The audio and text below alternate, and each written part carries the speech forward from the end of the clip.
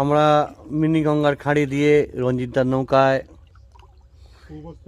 পূর্বস্থলী বর্ধমানে চারিদিকে পাখির সমারোহ, সুন্দর সকালে এগিয়ে চলেছি খাঁড়ি দিয়ে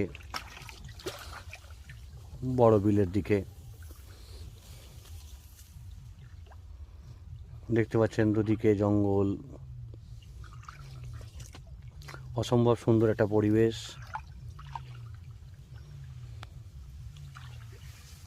রঞ্জিতদা তার দক্ষ হাতে নৌকা চালিয়ে নিয়ে চলেছে আমাদের,